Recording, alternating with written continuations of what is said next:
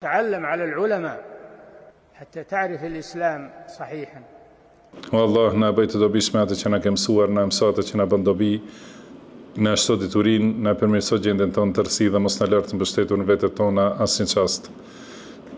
Vazhdojmë me librin Umdatul Ahkam të autorit Taqiyuddin Abu Muhammad Abdul Ghani ibn Abdul Wahid al-Maqdisi al-Jamma'ili thumma ad-Dimashqi, I cili ka lindur në vitin 541 dhe ka vdekur në vitin 600 të Hijretit. Allahu e mëshiroft atë, e falt atë, në falt ne, prindrit tanë dhe të gjithë muslimanët dhe muslimanet, besimtarët dhe besimtarët, të gjallët dhe të vdekurit. Jemi në temën e radhës që ka të bëjë me temën e iddes, bab al-idde. Do të thonë, kjo temë që flet për idde. Dhe idde, do të thonë numrim, ose pra gjuhësisht do thotë numrim. Dhe është për qëllim koha e pritjes që e ka obligim gruaja ta presë pas divorcit, ose pas ndarjes, ose pas vdekjes së burrit. Do të thonë koha që duhet presë derisa t'i lejohet martesa tjetër. Siç e dim, kemi përmendur që në shariatin tonë madhështor që na ka zbritur Allahu I lartësuar, ka rregulla dhe ligje të detajuara në lidhje me martesën, po gjithashtu ka edhe në lidhje me divorcin, edhe talakun.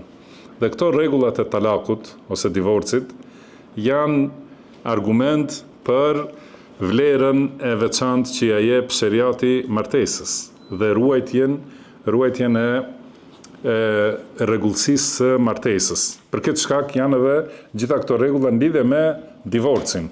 Domethënë që tregon rëndësinë e ruajtjes së kurorëzimit, edhe rëndësinë e kujdesit për rregullat, që martesa të jetë e pastër, edhe të jetë me të vërtet, si thuhet kështu në gjuhën e njerëzve, të jetë e shenjtë, pra institucion I shenjtë, I ruajtur, I paprekshëm. Për këtë shkak është edhe janë këto rregullat edhe të talakut në shariat, ose me tjera fjalë divorci apo ndarja. Do thot, pra idde, do më thonë periudha e pritjes, para se t'i lejohet gruas që të martohet, do më thonë të bëjë martesë tjetër, pas ndarjes, ose pas vdekjes së burrit. Dhe kjo, do thot, kjo kohë është e ligjshme dhe caktuar në shariat me argumente të shumta nga Kurani, Suneti dhe ixhmai I dietarëve. Prej Kuranit është fjala e Allahut wal mutallaqatu yatarabbasna bi anfusihinna, do të thonë gruaja e divorcuar ose gratë e divorcuara duhet presin në vete, do të thonë mos martohen, pra siç janë rregullat pastaj që tregohen. Dhe gjithashtu prej sunetit është hadithi që e morëm në mësimin e kalum, që është kur pejgamberi sallallahu alaihi wasallam e ka urdhëruar, domethënë atë gruan që ta bëj pritjen te shtëpia e Ummu Sharik. Dhe në hadithe të tjera dhe gjithashtu argument janë hadithet që do t'i sjellim ose që do t'i lexojmë, domethënë që ka sjell autori rahimahullah.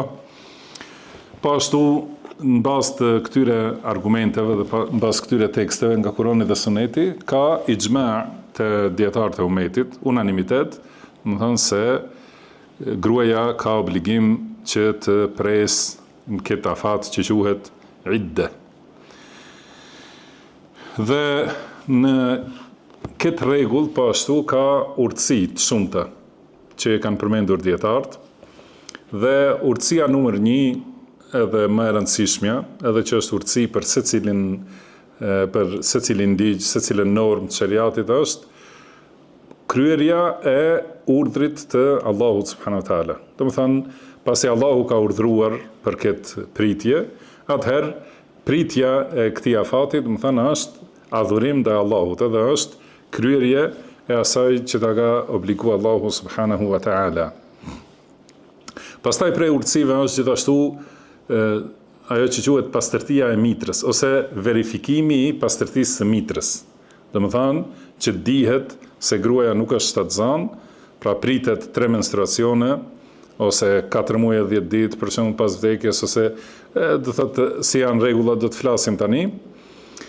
Edhe kemi përmendur pashtu, kemi përmendur edhe më herët, do thotë që të vërtetohet se ose të vërtetohet se ka fëmijë prej asaj martese, edhe të dihet pastër preardhja, ose të vërtetohet se është e pastër gruaja prej shtatzanisë, që gjithashtu pastaj domethënë qëllimi është mos përzihet preardhja, mos ndodh që në të njëjtën kohë domethënë depërtojnë më shumë fara, edhe pastaj nuk dihet fëmia I kujt është, edhe me këtë domethënë shkaktohen probleme të shumta, shkaktohen gjithashtu edhe konflikt, shkaktohet konflikt mes njerëzve, domethënë dhe gjitha këto I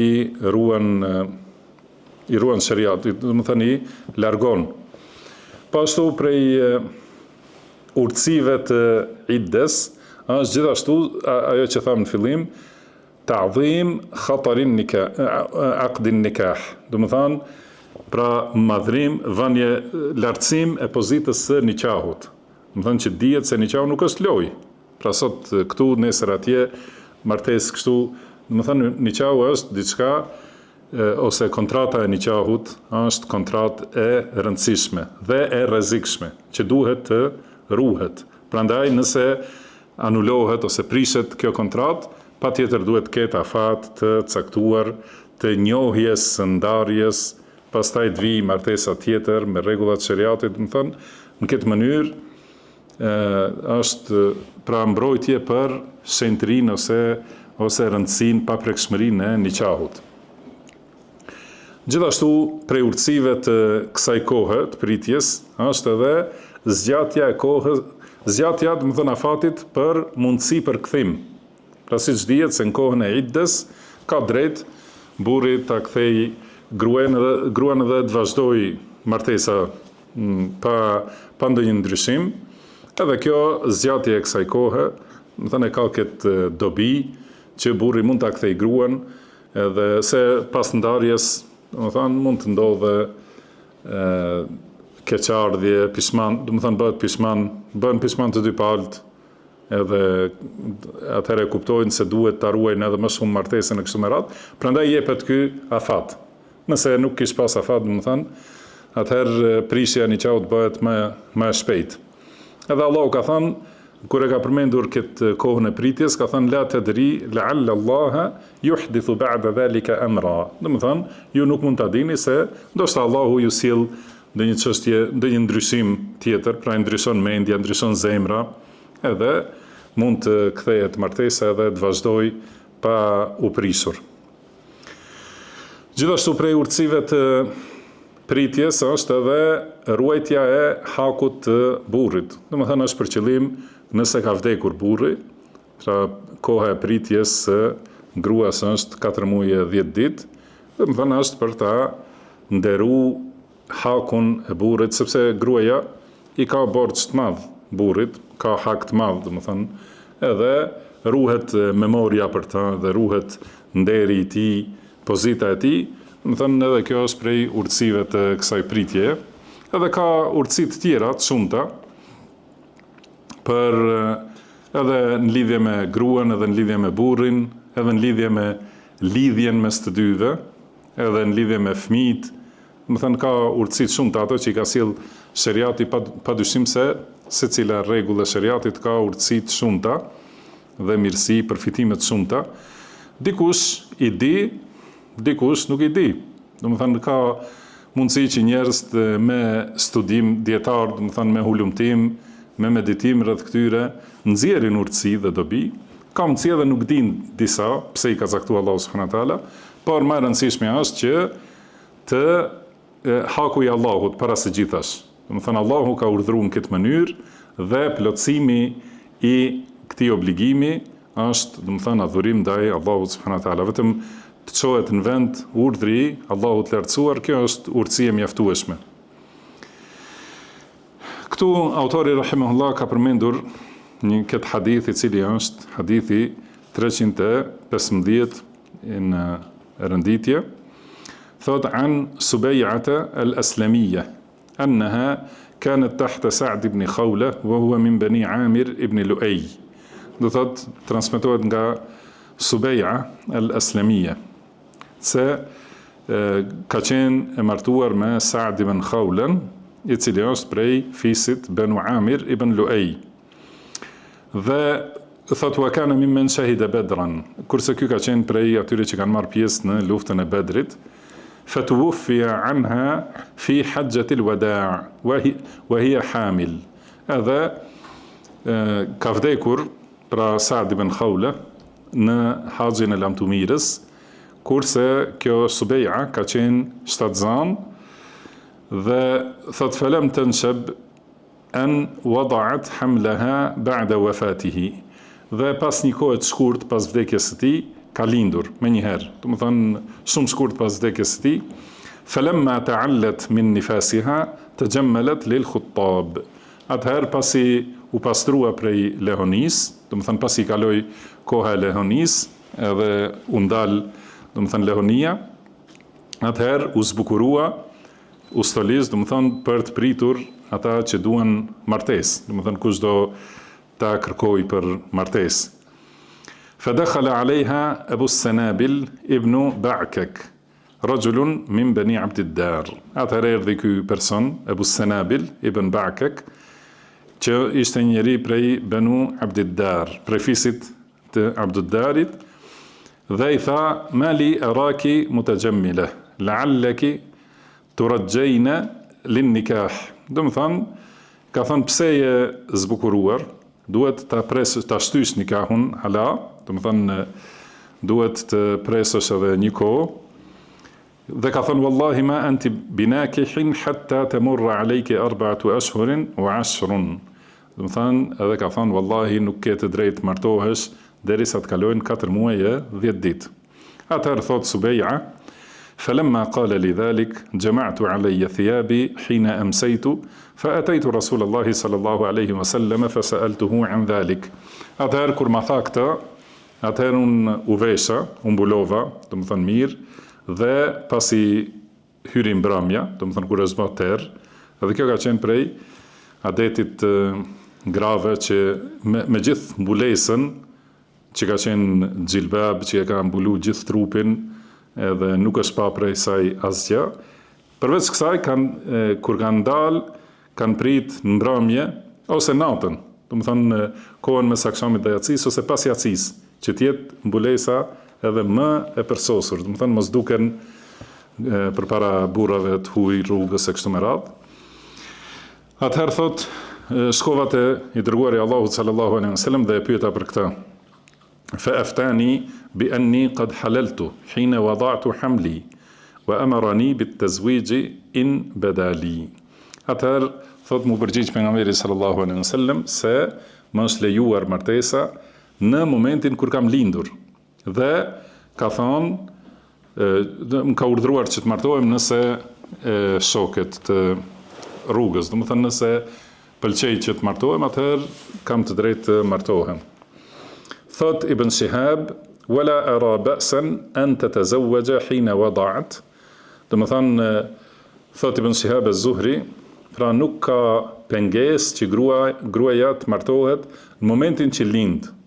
Wa in kanat fi damiha, edhe nëse është në, do të thënë gjakderdhjen e lehonis, ghayra annahu la yaqrabuha zawjuha hatta tathur. Mirpo, nuk mund t'i afrohet burri derisa të pastrohet.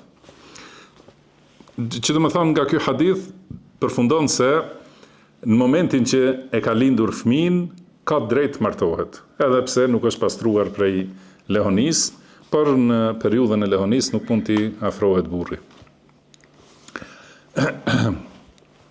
Pra ky hadith tregon se njëherë pra pasi ka ndodhur ky rast me këtë grua prej sahabeve radhiyallahu anha, thot pasi ka vdekur burri dhe ka shku ky njeri e ka pa në gjendje se është e gatshme për të martuar, i ka thënë nuk ke drejt të martohesh pa kaluar 4 muaj e 10 ditë. Sepse, do të thënë këtë ka thënë dhe është betu në këtë, duke u bazu në ajetin ku ka thënë Allahu walladhina yutawaffawna minkum wa yadharuna azwajan, do të thënë ata që vdesin dhe lënë bashkëshortet, i lënë bashkëshortet, do të thënë pas vdekjes, yatarabbasna bi anfusihinna 4 ashhurin wa 10.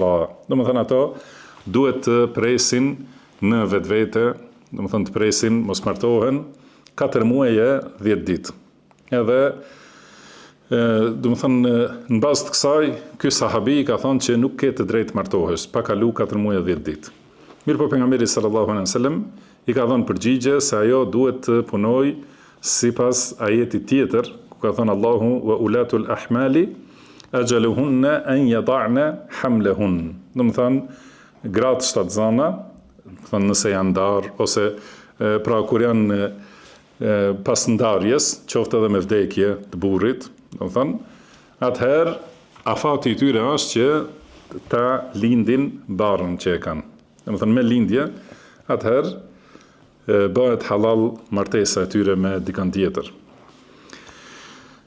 Kemi thënë edhe tjera herë, edhe përsëritim se idde, koha e pritjes është e ndryshme. Për nëse dikush ka bërë nikah, do të thënë e kanë plotsu kontratën e nikahut, mirë po nuk e kanë konsumuar martesën, nuk e kanë, nuk e kanë zbatuar në praktik kontratën e nikahut, ose me fjalë tjera nuk janë marrë, do të thënë edhe nuk ka hyrë dhëndri me nusën, atëherë nëse ndahen përpara hyrjes dhëndër, atëherë nuk ka idde, nuk ka pritje. Do të thënë mundet me njëherë në atë moment martohet me dikën tjetër. Nëse janë martuar, atëherë dhe kur ndodh divorci, atëherë gruaja duhet pres 3 menstruacione, 3 cikle të plota, dhe pas atyre 3-ve atëherë ka lejen për tu martuar. Nëse është grua që janë ndërprej menstruacionet ose nuk ka, do të thënë absolutisht, atëherë pret 3 muaj të plota. Nëse është në lidhje me këtë kanë përmendur nëse për shembull gruaja është në moshën kur ka menstruacione, mirë po janë ndërprej për ndonjë smundje ose ndonjë ndodhi, ose do të thënë ndryshon, ndonjëherë ndryshon zakoni i grave, atëherë duhet të pres derisa të kthehen menstruacionet, edhe patjetër duhet të pres 3 menstruacione. Edhe nëse shkon kjo, ndoshta mund të bëhet 1 vit ose më shumë, por duhet patjetër 3 menstruacione. Nëse është që nuk ka më, do të thënë ka ndërprej për shkak të moshës, edhe nuk përsëritet më menstruacioni, atëherë pritja është 3 muaj. Për gruaja që është, do të thënë që i ka vdekur burri, pra siç e lexuam me tekst të ajetit, duhet pres 4 muaj e 10 ditë. Kurse, do të thënë, përveç këtyre rasteve, kemi edhe rastin tjetër kur ndarja ka ndodhur gjatë shtatzanisë. Atëherë, sipas tekstit të ajetit, do të thënë, ato që janë shtatzana presin ose afati i tyre është derisa ta lindin barrën që e kanë. Që do të thënë, prej kësaj i kuptojmë këto rregulla. Sipas këtyre argumenteve, do të thënë i kuptojmë këto që i përfitojmë nga ky hadith se duhet, do të thënë edhe gruaja të cilës i ka vdekur burri ka obligim të pres idde. Idde shtatzanës është ose ideti i shtatzanës mbaron kur ndodh lindja. Kur thuhet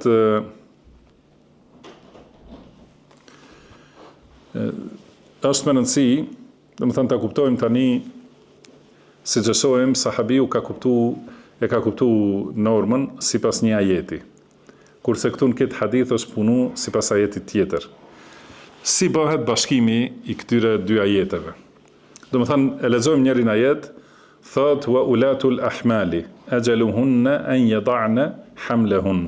Do të thënë gratë shtatzana e kanë afatin me lindjen e barrës që e kanë.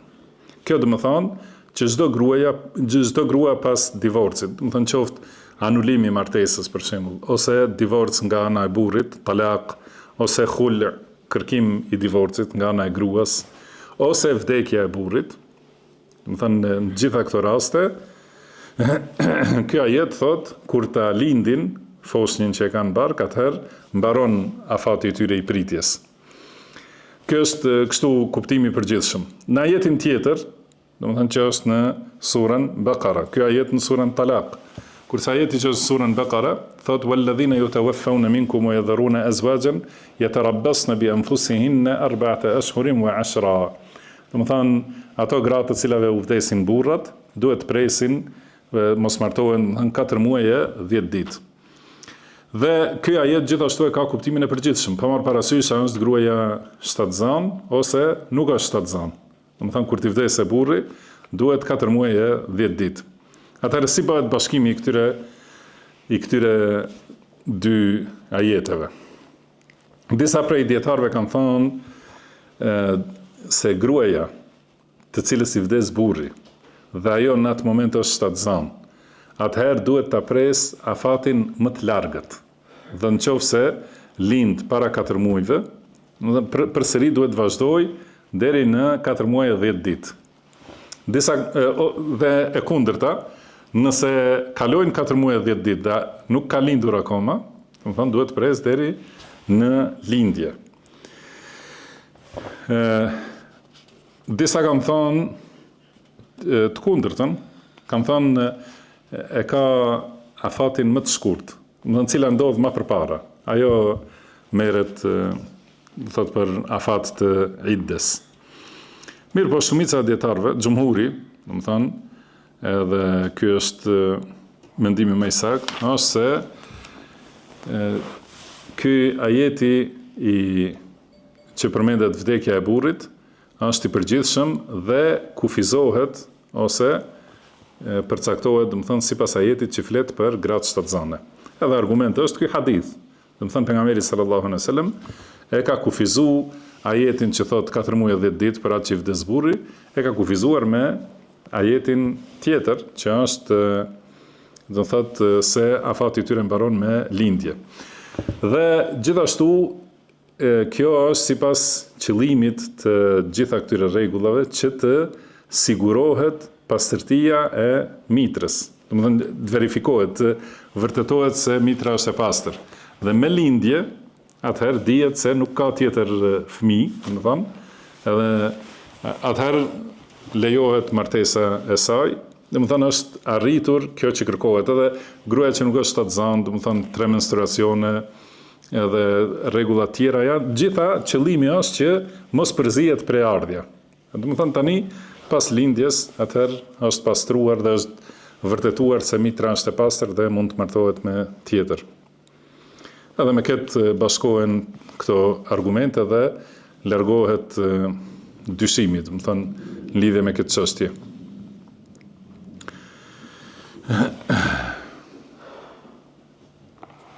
Mirë. Në temën tjetër, të më thënë, atë që ka bërë autori është tema e njëjtë, mirë po këto hadithat flasin për një temë tjetër, se si duhet të jetë një rregull tjetër që është ihdad. Do më thënë, arabisht quhet ihdad. Fjala më e përafërt me atë që përdoret te ne është sikur mbajtje zi. Mirë po nuk është qëllimi për shprehjet paknatësisë për vdekjen. Do thënë me mbajt zi, e kuptoni që është pas vdekjes dikujt, bëjnë njerëz disa veprime ose veshje të veçanta ose pengim prej disa veprimeve që tregojnë, do thënë, mërzi dhe pikëllim për vdekjen e dikujt. Në Islam nuk lejohet kjo.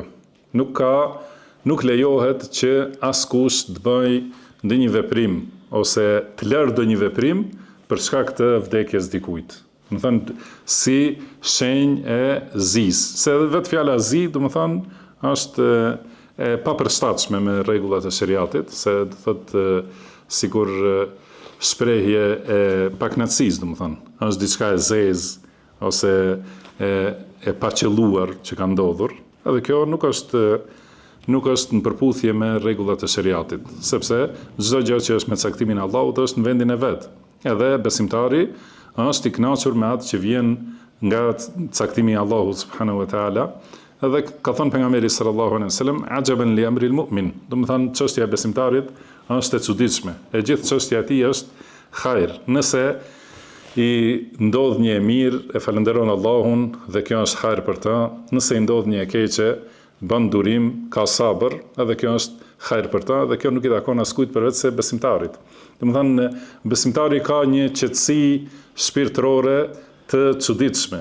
Asnjëherë nuk është as i tërbum, as i shqetësum, më thënë çdo herë është me këtë qetësi të zemrës, që është e çuditshme sa që pejgamberi sallallahu alaihi wasallam, do të thonë çuditet me të, thotë e çuditshme është gjendja e besimtarit, gjithmonë është në mirësi. Prandaj me mbajt zi, sipas kuptimit të dukshëm të fjalës, nuk lejohet në shariat. Mirpo, ka disa rregulla që të ne i quajnë si mbajtje zi. Është, siç është për shembull largimi i gruas nga stolisja. Edhe kjo i thonë të na përzishëm, ose gruaja që mban zi nuk stoliset ose nuk zbukurohet. Dhe kjo do të thonë, kjo pjesë vetëm, largimi nga stolia, nuk i lejohet gruas më shumë se 3 ditë, përveç se kur i vdes burri. Thotë, ky është qëllimi i hadithit që do të lexohet tani. Ka thonë pra an Zeynep binti Ummi Salama, qalet tuwfiya hamimun li Ummi Habiba radiyallahu anha, fada'at bi sufratin famasahat bi dhira'ayha faqalet. Do të thonë, transmeton Zeynep bint Ummi Salama. Thotë se Ummu Habibes radiyallahu anha i ka vdekur një i afërt. Edhe në disa transmetime përmendet se është për qëllim kur ka vdekur babai i saj Ebu Sufjani radhiyallahu anhu. Fada'at bi sufratin famasahat bi dhira'ayha, edhe kërkoi një parfum, do të thonë, parfum që është i përzier me shafran, me zaferan, edhe që le edhe ngjyrim. Do të thonë, ne kanë përdorur gratë si makijazhi, do të thonë kohën tonë, kanë përdorur thotë me zaferan, edhe me erëra, me parfume. Po ashtu, ka thënë, dhe i ka lyer krahët me të. Edhe ka thënë, innama asna'u hadha li anni sami'tu Rasulullahi sallallahu alaihi wasallam yaqul, ka thënë e bëj këtë sepse kam dëgjuar të dërguarin e Allahut sallallahu alaihi wasallam duke thënë, la yahillu limra'atin tu'minu billahi wal yawmil akhir an tahidda ala mayyitin fawqa 3. Ka thënë, nuk i lejohet një gruaje që beson në Allahun dhe ditën e gjykimit të mbaj zi për vdekjen e dikujt më shumë se 3 ditë. Illa ala zawjin, përveç kur i vdes burri. 4 ashhurin wa 10. Edhe atëherë mban zi, do të thënë 4 muaj e 10 ditë. Thotë, ky është qëllimi i këtij hadithis, që sqaruam domethënien e saktë të fjalës me mbajt zi, do thotë. Pra nuk i lejohet gruas, kur thuhet nuk i lejohet një gruaje që beson në Allahun dhe ditën e gjykimit, më thënë kjo është shprehje kërcënimit. Pra nëse është besimtare, nuk lejohet me mbajt zi. Edhe siç tham, kur është kuptimi i shprehjes së pikëllimit dhe pakënaqësisë me caktimin e Allahut, nuk lejohet asnjëherë, asnjë sekond. Por largimi prej stolisjes, braktisja e stolisjes dhe zbukurimit të gruaja. Kjo lejohet sepse, do të thonë, është e përshtatshme me natyrshmërinë. Kjo është prej lehtësimeve të shariatit. Pra nëse i ka vdekur vllai ose baba ose fëmia ose nana, për shembull motra i gruas, kuptohet se ajo nuk ka vullnet menjëherë ditën tjetër të stoliset, zbukurohet e kështu me radhë. Prandaj lejohet që ta min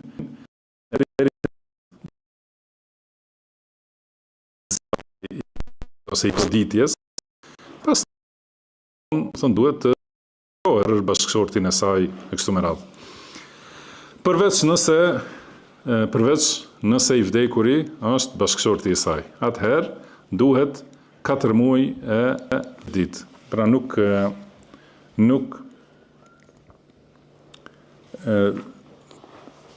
i lejohet të zbukurohet dhe të stoliset 4 muaj e 10 ditë.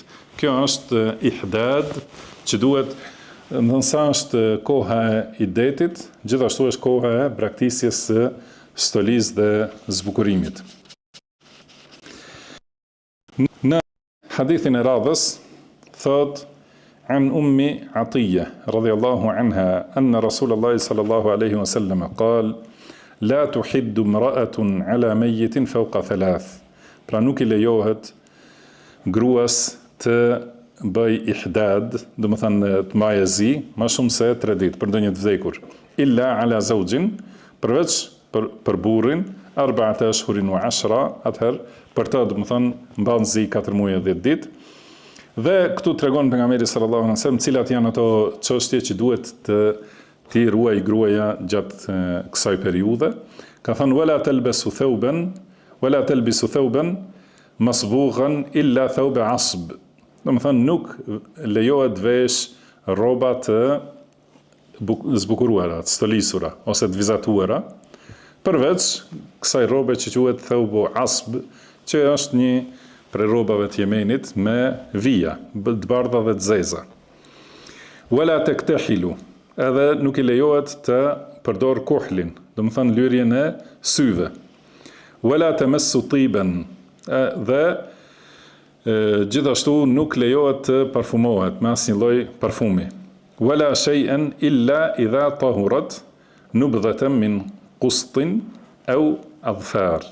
Do të thënë përveç pra nuk I lejohet asnjë lloj parfumi, përveç kur pastrohet, kur lahet, do të thënë, dhe në veçanti pas menstruacionit, atëherë mund të përdor një sasi të vogël të këtyre parfumeve, një që quhet qust, edhe tjetri adfar, që është diçka si ky bukhuri, nëse e dini çka është, do të thënë që digjet për të dhënë erë, edhe me ta, do të thënë njerëzit parfumohen, do të thënë lanë që të depërtoj ai tymi I erës mirë në për rrobat dhe trupin e njeriu, do të thënë, edhe merr erë. Pra kjo vetëm pas pastrimit, një sasi e vogël, do të thënë për largimin e errave të këqija.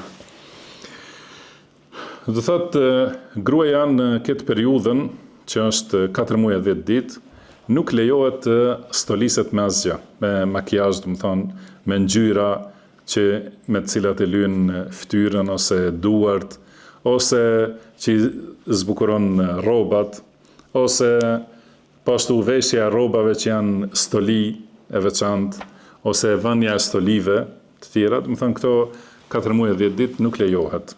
Edhe përdorimi I parfumit gjithashtu nuk lejohen në këtë periudhë. Dhe kjo mënyrë, do të thënë largimi prej këtyre çështjeve, nëse është për dikën tjetër, pra nuk lejohet largimi prej tyre më shumë se 3 ditë. Kurse për burrin, kur vdes burri, atëherë 4 muaj e 10 ditë. Përveç asaj që është domosdoshme, do të thënë erra për largimin e erës keqe të trupit, pra janë përmendur këto qust edhe adfar, do të thënë që janë pas pastrimit, pas larjes, do të thënë e bën për heqjen e errave të pakëndshme të trupit, që do të thonë se ajo që është e zakonshme, edhe në kohën tonë përdorimi I shamponit ose sapunit e kështu me radhë për heqjen e errave të këqija, ajo nuk është e ndaluar. Mirë po në sasi të ajo që është e mjaftueshme, jo me sasi të tepruar. Gjithashtu prej çështjeve që nuk I lejohet gruas është që nuk lejohet gruas, do të thënë, të cilës I ka vdekur burri në këtë periudhë, prej 4 muaj e 10 ditëve, nuk I lejohet dal gjatë ditës përveç se për ndonjë nevojë. Do të thënë që I duhet në përditshmërinë e saj, përndryshe nuk lejohet dale për, si më thon, për qef prej shtëpisë. Dhe gjatë natës nuk I lejohet as për nevojë, përveç se për domosdoshmëri. Do thënë ku nuk ka zgjidhje tjetër. Duhet patjetër me dalë prej shtëpisë. Pra këto 4 muaj e 10 ditë gjithashtu e ka obligim të qëndrojë në shtëpinë e burrit. Edhe mund të dalë brenda ditës për nevojë, jo për domosdoshmëri, do të ka dallim në shariat për diçka që thuhet kur thuhet nevojë dhe kur thuhet domosdoshmëri. A e dini dallimin apo duhet më sqaru? Dallimi është se nevojë i thuhet diçka që nëse nuk e bën ka vështirësi. Kurse domosdoshmëri është ajo që nëse nuk e bën ka dëm ose shkatrim. Domethënë ka për shembull nëse është njeriu duke vdekur për ushqim, atëherë mos ngrënia e mishit derrit, për shembull ka vetëm mish derri dhe asgjë tjetër. Nëse nuk e ha, ka mundësi të dëmtohet ose ka mundësi të vdes. Atëherë, kjo domosdoshmëria e bën të lejuar atë që është haram. Kurse nevojë është diçka që mund të shkaktojë vështirësi, nuk e bën, mirë po atëherë ka më shumë vështirësi dhe nuk ka vdekje ose smundje për shkak mosbërjes kësaj. Kjo quhet nevojë. Pra gruaja në kohën e iddes për vdekjen e burrit, prej shtëpisë gjatë ditës mund të dalë vetëm për nevojë dhe gjatë natës vetëm për domosdoshmëri të patjetërsueshme. Dhe në lidhje me stolit dhe parfumosjen e përmendëm. Dhe hadithi i radhës thot عن أم سلمة رضي الله عنها قالت جاءت امرأة إلى رسول الله صلى الله عليه وسلم فقالت يا رسول الله إن ابنتي توفي عنها زوجها وقد اشتكت عينها أفنكحلها كثن pra Seleme radhiyallahu anha tregon se ka ardhur një grua te i dërguari i Allahut sallallahu alaihi wasallam dhe ka thënë o i dërguari i Allahut bies sime i ka vdekur burri dhe ka domethënë diçka si paqef në syrin e saj, domethënë ka diçka smundje ose lotim ose diçka domethënë në sy, ai lejohet të ta lyej me kuhl, ta lyejmë këtë syrin me kuhl. Ka thënë i dërguari Allahut sallallahu alaihi wasallam, jo. Këtë ka përsëritur 2 herë ose 3 herë. Pra pyetjen e ka përsëritur gruaja dhe çdo herë ka thënë pejgamberi sallallahu alaihi wasallam jo. Pastaj ka thënë innama hiya 4 ashhurin wa 10. Ka thënë bëhet fjalë vetëm për 4 muaj e 10 ditë. Do thënë duroni 4 muaj e 10 ditë, se nuk është pra nuk bëhet qameti nëse largoheni nga stolia dhe edhe nga kjo çështje, do thënë që ka qenë ndonjë shqetësim i vogël në sy, edhe mirëpo pasi i ka vdekur burri nuk lejohet të lyhet me kuhl. Edhe ka thonë, pra bëhet fjalë për 4 muaj e 10 ditë, kurse në xahiliet, para ardhjes islamit, pra si e keni kalu këtë kohën e zis, domethënë për burrin, ka thonë i kanë hedhur gruas në xahiliet, para ardhjes islamit, i kanë hedhur bajga në kokë, edhe në trupin e saj për 1 vit. Edhe thot Zejneb radhiyallahu anha, më thënë kur një gruaje i ka vdekur burrin kohën e xahilietit para islamit, më thënë, ka shku në një kolibe të keqe. Aty ka pas obligim të qëndrojë 1 vit dhe i ka veshur rrobat më të këqija. Nuk ka prekur as një parfum, as diçka prej, domethënë që pastron, as ujë, as diçka tjetër. Kjo kështu në këtë gjendje ka qëndru për 1 vit. Dhe pas 1 viti i kanë sjell një kafsh, për shembull një gomar ose një dele ose ndonjë shpend, për shembull pul ose kështu, dhe domethënë lëkurën e tyre është fërku. Pra pas 1 viti për t'i hequr pa pastërtit, ma mund të paramendohet nëse 1 vit nuk ka pas drejt as me ujë të lahet, domethënë, edhe gjithashtu i kanë hedhur bajga për mikokë edhe në për trup, domethënë që t'jetë e padëshiruar gjatë 1 viti, duke qenë si me mbajt zi, domethënë për burrin. Dhe shpesh herë thot për shkak të kësaj gratë kanë vdekur pra në xahiliet. Pastaj nëse ka shpëtu edhe nëse ka fillu t'i largoj këto papastërtit, atëherë i kanë hedhur bajga, ja kanë afru, do të thënë dhe ajo i ka largu, do thotë se tani kaloi koha, kjo ka qenë si shenjë, do thënë se kaloi koha e pritjes edhe nuk ka nevojë për to. Atëherë është pastru, është parfumosur, edhe pas kësaj ka pritur për martesë tjetër. Do thënë kështu ka qenë në kohën e xahilietit. Dhe gjitha këto i ka anulu Islami, nuk e ka lënë gruan në gjendjen e këtill. Dhëtë pas vdekjes burrit, gruaja ka obligim të qëndrojë te shtëpia e burrit, aty ku ka jetu, edhe gjatë jetës së tij. Edhe të jetë e pastër e rregullt, por jo e parfumosur dhe e stolisur më shumë, po duhet të qëndrojë në një gjendje që tregon respekt për burrin që ka vdekur e kështu me radhë. Edhe kjo është prej lehtësimeve që i ka sjell Islami. Dhe kjo kohë, po ashtu me këto lehtësime, është vetëm 4 muaj e 10 ditë. Prandaj ka thënë pejgamberi sallallahu alaihi wasallam që duhet të duroni, edhe ta keni parasysh këtë mirësi që e ka sjell Allahu, edhe këto lehtësime që i ka sjell, se më përpara ka qenë 1 vit edhe me gjitha këto vështirësi që është bë gruaja si njeri i egër, domethënë në atë periudhë, kurse në Islam ka qenë, domethënë ka ardhur ky lehtësim, edhe vetëm i ndalohet tani lyerja e syve ose lyerja e buzëve, për shembull, përdorimi i këtyre pudrave kështu me radhë. Domethënë kjo është ajo që i ndalohet në këtë periudhë. Përndryshe nuk ka ndonjë vështirësi ose rëndim ose dëmtim për gruan edhe kur i vdes burri. Po gjithashtu kjo